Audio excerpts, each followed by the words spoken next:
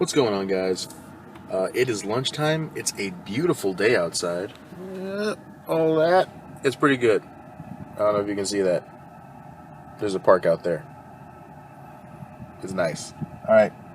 So, I thought it was a pretty good day for lunchtime draw time. Let's go!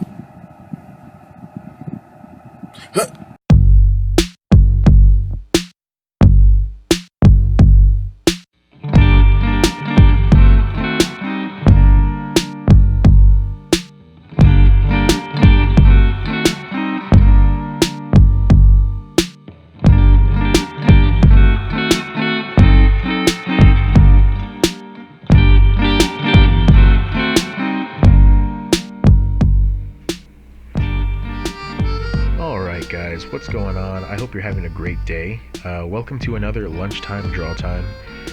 Today I'm actually doing a Black Widow sketch, which, full disclosure, was supposed to come out with the movie, but since that didn't happen, new plan.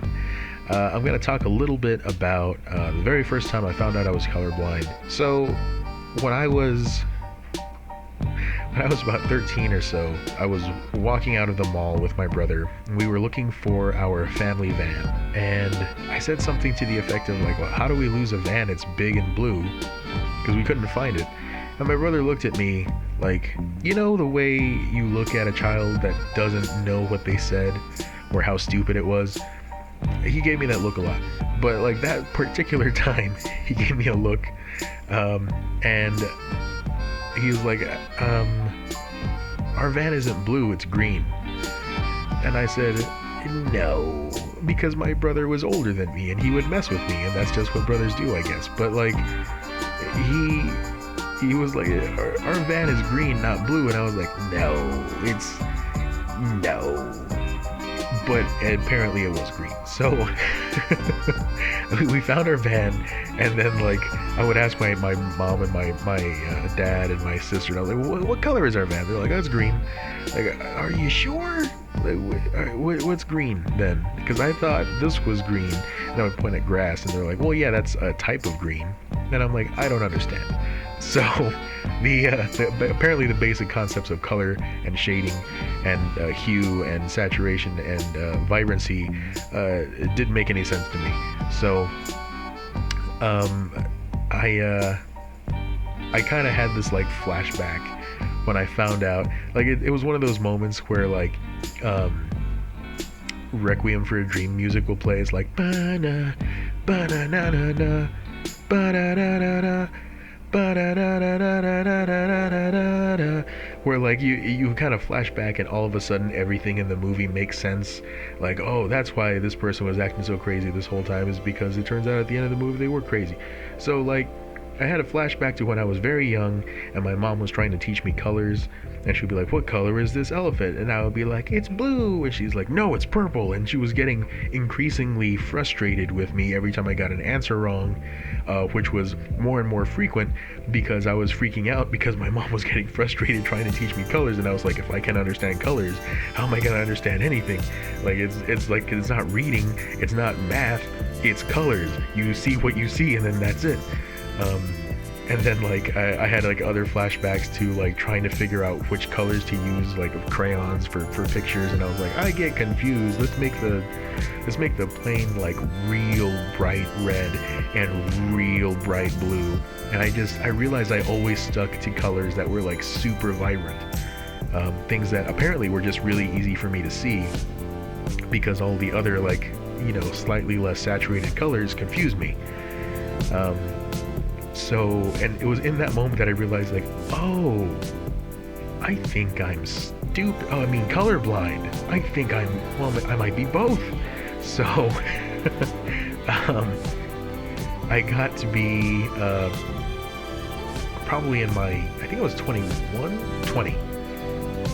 or so. I might have been 20 years old or so whenever I started going to college, and I started taking art classes and stuff like that, and every time I would tell one of my professors that was trying to teach me how to paint or draw or something like that I was colorblind, they'd treat me like I was like this oddity, like I was this, I don't know, like a centaur. Like, oh, you've got the heart of an artist, but the eyes of a colorblind person. And I get it, it's weird. It's ironic. And so when I was in college, I started to try to learn color theory and try to understand it, even though I couldn't really physically see it or practice it on my own successfully, at least. And yeah, ever since then I've just kind of been doing my best at guessing. Usually people have a hard time believing that I'm colorblind, just because I've gotten better at guessing. I've gotten better at what I understand to be color theory and how it works.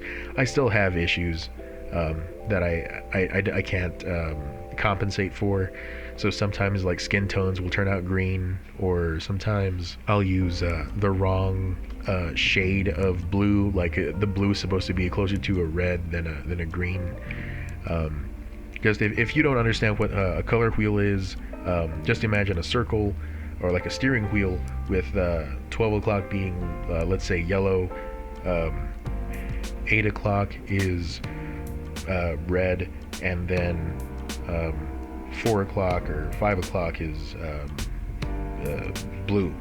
And then you basically just transition to each color depending on where on the wheel you are. So if I want green, I obviously go between yellow and blue, and then either the green is going to be like grass, which is closer to yellow, or it's going to be like a green lake or pond, which is going to be closer to blue. So sometimes I have to use logic in order to solve a problem or a question that I'm having. Like it doesn't make any sense that I'm seeing this shade of color based on the colors around it. This color has to be closer to, violet or something. If I see like a blue green, but I notice the colors around it are warm, I'm like, it's probably a red green or a red blue. So that's kind of like the hoops I have to jump through in order to just do what most artists are capable of doing, because of their, functioning rods and cones. They think they're so great working the way that they're supposed to. Punks. So I hope you guys are enjoying this painting. Let me talk really quickly about my tools here. I'm using that brush pen again. That's a Pentel ink brush pen. But I'm also going to be using an aqua brush. And for those of you who don't know what an aqua brush is, it's just it's a lot like a fountain pen, only it's just water. There's usually like a little button or a squeeze tube part of it where you can just squeeze it and more water comes out. It makes it really easy to clean up. It's really great for just like traveling artists, such as myself, who does lunchtime draw time. And yeah, they're really fun. So I have probably like 6 or 7 of those just hanging out of my drawing desk. The watercolors I'm using are Winsor & Newton, like a travel set, which is just these little, I think they're called cakes. They're not quite as delicious, but they are just as cute. They look like chiclets basically, and you get them wet and it's a watercolor there. So it's similar to like the stuff that you'll use for like Crayola watercolors, like those tray sets. And that's pretty much all I'm using. Oh, the pencil I'm using, this is very important, is a black A150 TX75 Ford Tundra T5000. It's just a pencil. It's just a regular, I think it's just a mechanical pencil. And that part doesn't really matter. A pencil's a pencil to me. I don't put a whole lot of stock into like the specific type or brand of pencil that I use. At some point, things are just things, and it's lead, it marks, that's all I really care about. I did switch to mechanical pencil because this is just me, but I feel like I waste pencil if I use a wooden pencil, because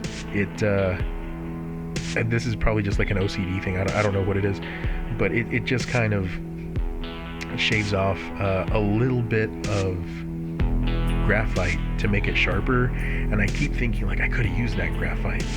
Like, why am I like that? Sounds like a really stingy line of thought. I know it does, but that's just how I feel every time I sharpen a pencil, and I'm like, I could have used it.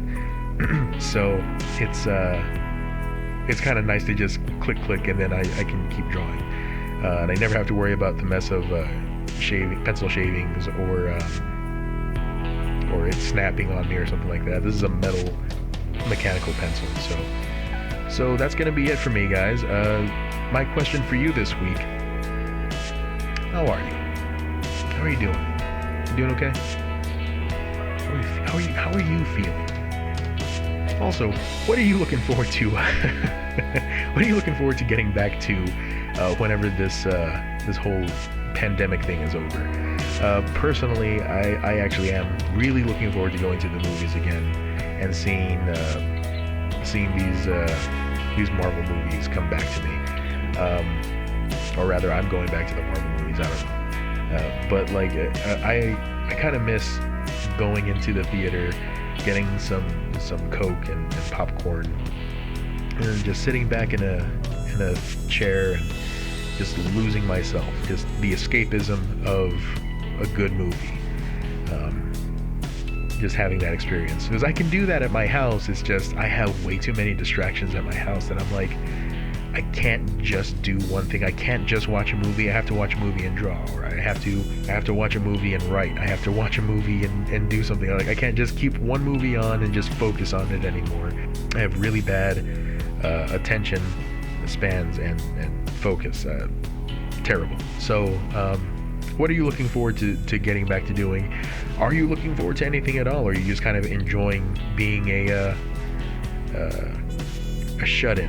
I honestly, that's about the only thing that I miss, is like maybe IHOP and and going to the movies. Other than that, I'm perfectly fine shutting myself in and never going anywhere and shopping online. But anyway, thanks for watching, guys. Remember to like and leave a comment in the comment section. Don't leave a comment in the question section. We don't have a question section. Anyway, I'm getting silly. Alright, I'll see you guys in the next video. Until that day, good luck, and Godspeed.